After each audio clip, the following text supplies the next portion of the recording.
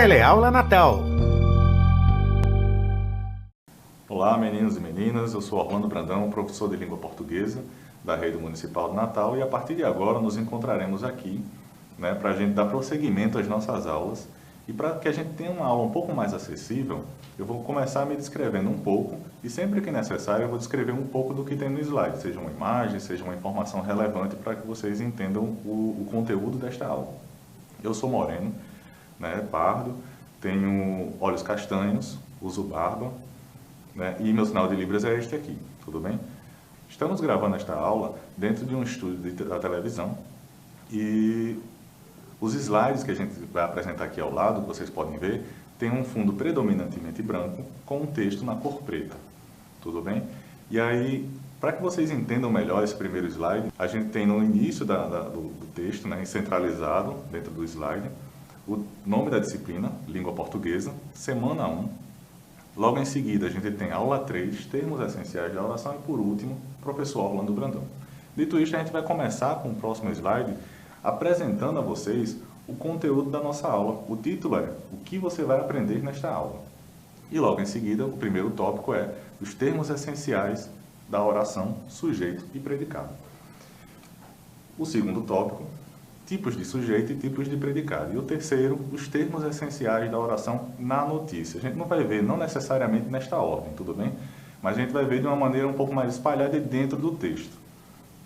Seguindo para o próximo slide. Caso vocês tenham alguma curiosidade, um colega do lado, enfim, de saber onde é que esses conteúdos estão dentro do livro didático, eu coloquei todas as páginas em que vocês podem observar do 6º ao 9º ano, os conteúdos dos termos essenciais. Então, se vocês observarem, está tudo espalhadinho aí. Do 6º a gente tem um sujeito determinado, no 7º o predicado verbal e as páginas sucessivamente. Então, se você quiser pegar um caderno, um lápis, uma caneta ou até mesmo um celular e tirar uma foto, vai te ajudar bastante. 8º ano, sujeito indeterminado e sujeito inexistente. E o 9º ano, predicado nominal e predicado verbo nominal. O que é interessante dizer para vocês aqui que estão assistindo a minha aula, que vocês podem até me perguntar, professor Orlando, se a gente vai ver todos os termos essenciais, por que a gente vai ver isso no 9º ano, se a gente vê ao longo dos anos inteiros? Porque não dá para você ver o predicado nominal, que vocês estão vendo aqui na tela, sem a gente falar do sujeito. Não, preste atenção, se você estiver no 8º ano e ver o sujeito indeterminado, como vocês estão vendo aqui, sem um professor lembrar o que é o sujeito determinado, aí a gente vai ter um problema. Então, nada mais importante do que a gente fazer essa retomada. O próprio livro sempre vai fazer essa retomada para vocês. No 8º ano vai estar uma seção dentro do capítulo escrito Isso Eu Já Vi. E aí nada mais justo também de colocar o título do slide como Isso Eu Já Vi, para a gente poder fazer essa retomada de conteúdos e vocês entendam melhor essa aula. Então o título do slide, como eu já falei, é Isso Eu Já Vi. O primeiro tópico é a oração e o segundo período. A gente está vendo aqui nesse slide os tipos de enunciados. Pelo menos os mais principais para essa aula, tudo bem? Caso vocês tenham curiosidade de pegar mais informações, pesquisa, conversa com o seu professor que ele vai te explicar mais. Oração é o enunciado que se organiza em torno de um verbo. Olha a importância do verbo aí, Então vocês têm que saber identificar o verbo, tudo bem? Período é a estrutura da língua que se organiza em torno de uma ou mais orações. Essa estrutura se inicia por letra maiúscula e finaliza por um sinal de pontuação. Então percebam aí. O período, vamos supor, para ilustrar, é uma caixinha de informação em que dentro dela pode vir uma oração que caiba justamente nesse período ou mais caixinhas dentro que a gente vai chamar de oração. Então são caixinhas de informações que a gente vai utilizar essa expressão ao longo dessa aula para que facilite a compreensão de vocês, tá? Isso eu já vi do próximo slide, esse conteúdo que a gente vai retomar, vocês têm os tipos de períodos, o período simples e o período composto. O primeiro período é aquela caixinha de informação que a gente tem apenas uma oração, ou seja, uma caixinha cabe dentro dela. E aí, por ter uma oração, a gente chama de período simples. Eu gosto de plantas, é o que você está vendo aí na tela. E o verbo gostar, se você for lá conversar com esse verbo, e aí, cara, como é que é? Quem é que gosta de plantas? Então, a gente tem a primeira caixinha dentro da oração. Qual é a outra caixinha dentro da oração? O eu, que é a resposta. Quem é que gosta de plantas? A gente vai ter como resposta o eu. E aí por isso que eu destaquei aí com colchetes, eu gosto de plantas.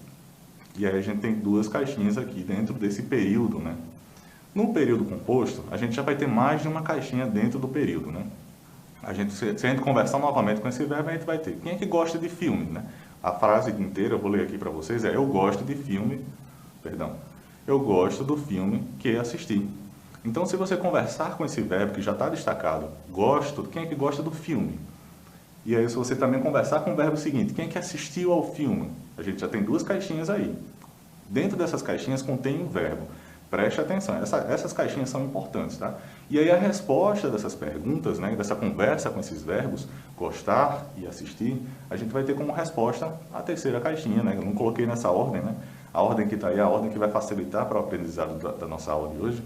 Mas é outra coisa relevante para se ressaltar, é que o fato desses períodos, dessas orações serem organizadas em torno do verbo, é essencial que a gente, como é que eu posso dizer, identifique o verbo. Então, nada mais justo de que eu dê uma dica, já que essa não é uma aula sobre verbos, mas que eu possa dar uma dica para vocês para facilitar esse caminhar ao longo dessa aula. Não vou ficar aqui parando para identificar o verbo, mas ele sempre vai estar destacado. Essa dica vai servir para a vida de vocês.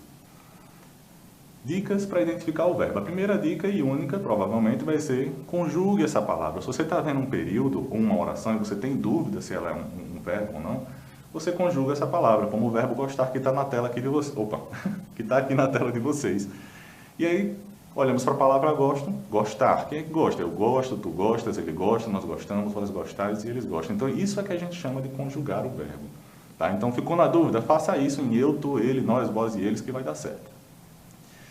E aí, caso não dê certo, eu vou usar uma outra palavra que não dá certo. Imagina aí essa palavra sendo conjugada. Eu cadeira, tu cadeira, ele cadeira, nós cadeira. Não faz o menor sentido. Então, percebam aí, conjugue essa palavra para ver se dá certo a gente. Então, né, para ver se dá certo a gente conjugá-la direitinho ou não. Vocês viram aí que a palavra cadeira não é conjugável. Então, a gente evita conjugar a gente evita conjugar objetos e evita conjugar seres vivos, por exemplo. Que é a atenção que a atenção que vocês estão vendo aqui do lado, né? Eu gosto de plantas, no exemplo anterior, a gente evita conjugar objetos e seres vivos, né? No caso da palavra plantar, se você olhasse para ela e disse: professor, não sei se é verbo, então eu planto, tu plantas, ele planta, nós plantamos, parece verbo, mas você tem que observar o contexto, como eu falei para vocês, isso é uma dica, não é uma regra, então vocês têm que prestar atenção. A palavra planta, nesse caso aqui, no contexto dessa frase, não é verbo, não é a ação de plantar que está sendo dita, é o ser vivo planta. Então, quando eu digo eu gosto de plantas, eu estou me referindo ao ser vivo, e não à ação de plantar. Eu gosto de plantar, é diferente, certo? E não é o que está escrito aqui, beleza? Então, conjugue, preste atenção pelo contexto, para ver se é um verbo ou não, se é uma ação, se é um sentimento. Olha que bonito, né? A pessoa conjugar, eu amo, tu amas, todo mundo ama aqui, né? Que bonito, né? Mas, enfim, o sentimento pode ser conjugável também. Neste outro slide, a gente tem na tela uma notícia, cujo título é: Ronaldinho e o irmão são soltos no Paraguai e podem voltar ao Brasil. Não há a presença da linha fina. Essa notícia foi retirada do jornal Novo, daqui do Rio Grande do Norte. E o que vocês veem logo abaixo é o lead, né? Ou seja, as informações resumidas dessa notícia, né? A notícia foi publicada dia 24 de agosto de 2020 e o texto é o seguinte: o ex-jogador Ronaldinho Gaúcho e o irmão estão livres da prisão domiciliar no Paraguai, na tarde desta segunda-feira, dia 24. Há 5 meses, a polícia paraguaia prendeu os dois preventivamente, pois tentaram entrar no país com documentos paraguaios adulterados. Então, o que a gente tem aqui?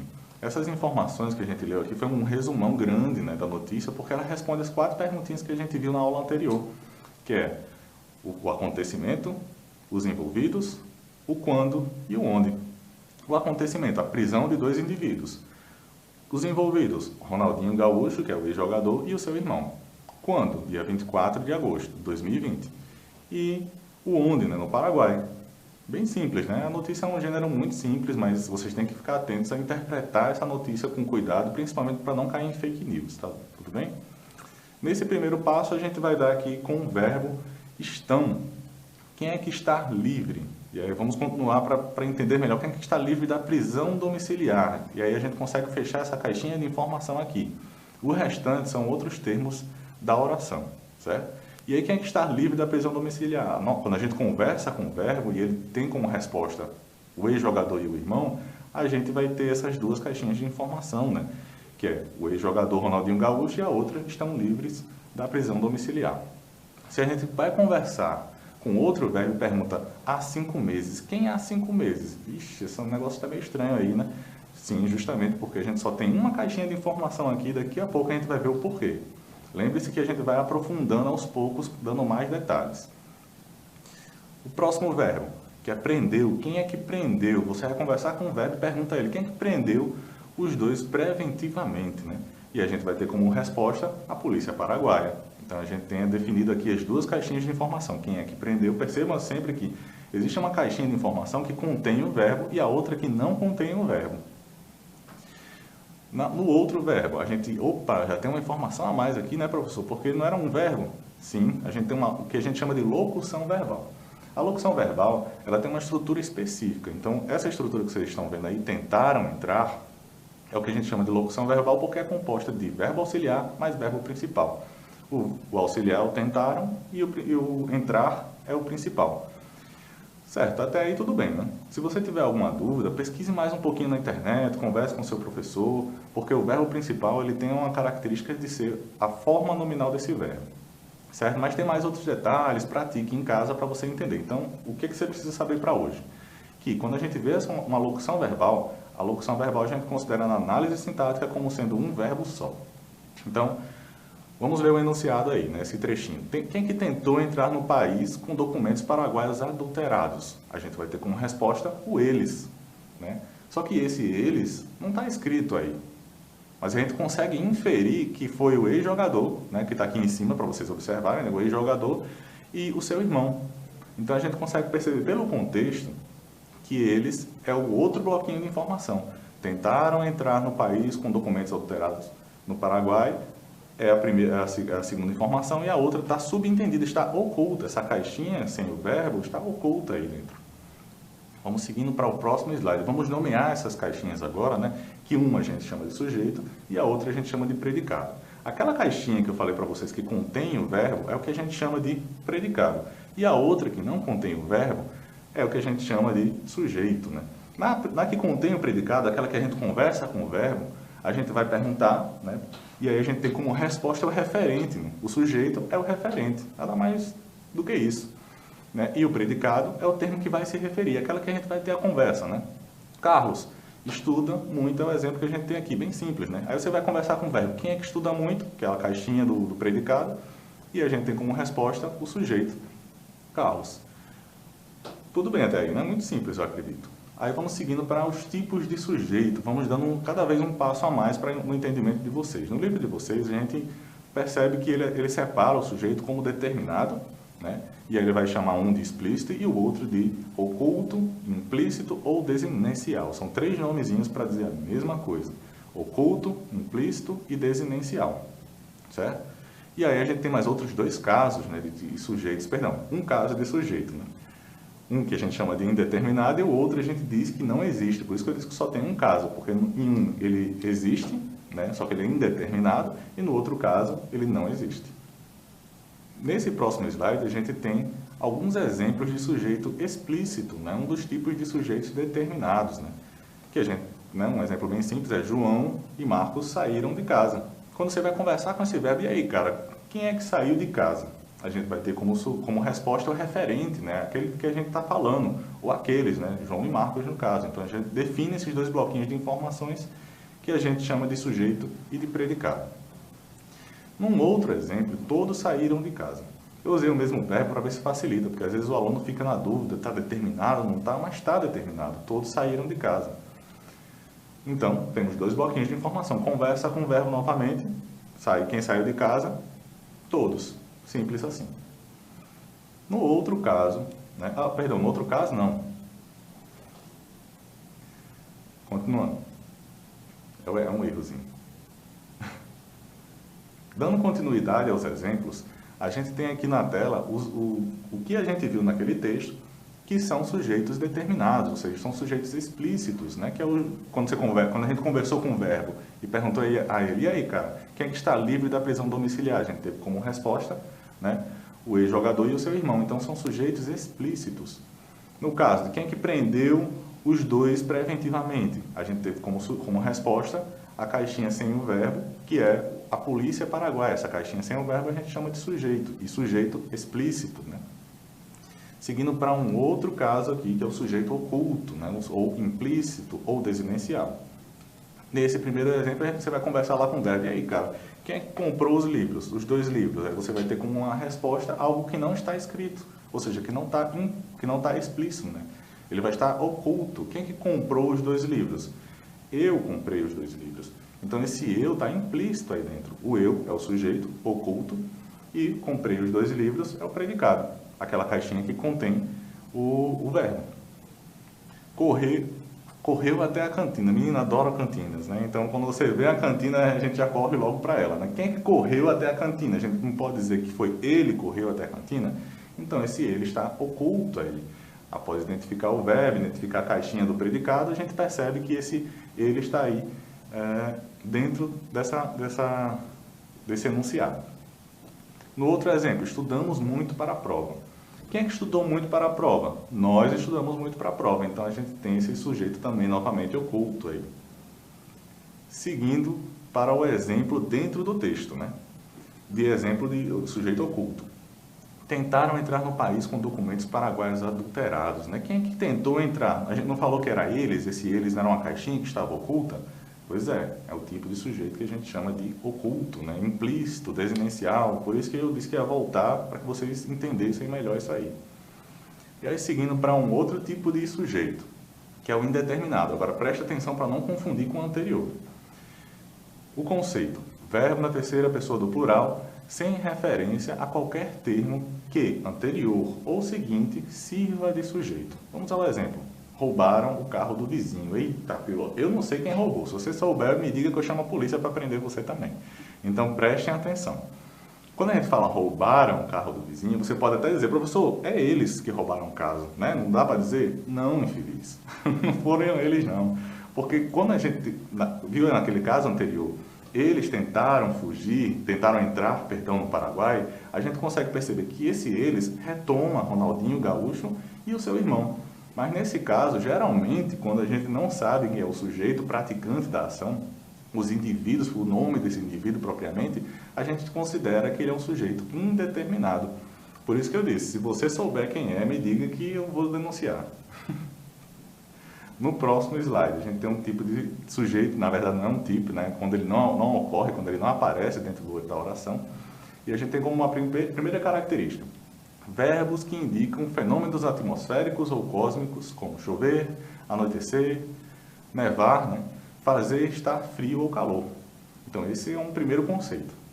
O segundo conceito, o verbo haver e ser, com sentido de existir quando indica tempo. Lembrando que essa é uma aula bem resumida, mas tem mais detalhes, tá? Para a gente identificar o sujeito inexistente. São 2 características bem simples. Vamos aos exemplos. Nesse primeiro exemplo, a gente tem como exemplo o verbo chover, né? Choveu muito em Natal, Rio Grande do Norte, no mês de março. O verbo chover não tem sujeito, portanto, todo esse período, essa caixinha que vocês estão vendo aí, a gente vai chamar de oração, né? Sem sujeito. Há bons livros na biblioteca da escola. Nesse caso, a gente tem o verbo haver. Os alunos confundem muito, né? O haver com o sentido de existir, ele é escrito com H e acento no A, certo? Por isso que a gente diz que ele é um verbo haver. Ele está com sentido de existir, porque a gente poderia fazer essa troca, né? Existem bons livros na biblioteca. Que dá certo, deu certo essa troca. Então, é um sujeito que não existe. Esse período todo é um período com uma oração apenas, e sem sujeito, sem aquela caixinha do sujeito que não contém o verbo, né? E aí, nesse último caso, a gente tem, há 106 anos, nasceu Carolina de Jesus, né? A gente pode separar com uma caixinha do verbo, que é a caixinha do predicado, há 106 anos, né? E aí, o há, com sentido de tempo decorrido, né? Ou seja, de lá até aqui, contou-se esse tempo todo. Então, o verbo haver com sentido de existir também é uma característica do sujeito inexistente, né? E quando ocorrer esse tipo de verbo, a gente não vai ter sujeito. E aí no texto a gente observa essa situação. Só há essa caixinha do verbo e não há outra, né? Por isso que eu disse, quem há? Você vai conversar com o verbo e não vai obter resposta, né? Há 5 meses, pronto. Esse é o próprio predicado, sem sujeito nenhum. Vamos aos tipos de predicado. Nos tipos de predicado, a gente já vai ter outros 3 tipos de predicado. Bem simples também o conceito de cada um. Predicado verbal, o núcleo é um verbo. O predicado nominal, o núcleo é um nome. Um nome, professor, então o seu nome pode ser pode ser? Não, não pode ser. Quando a gente fala em sintaxe, em nome, a gente está querendo se referir a três classes de palavras. O substantivo, o advérbio e o adjetivo. Então, toda vida que você ouvir dentro da sintaxe a palavra nome, seja nesse caso aqui um predicado nominal, ou mais para frente nos termos integrantes, adjunto adnominal. Então, a gente vai estar falando dessas três classes de palavras, substantivo, adjetivo e advérbio.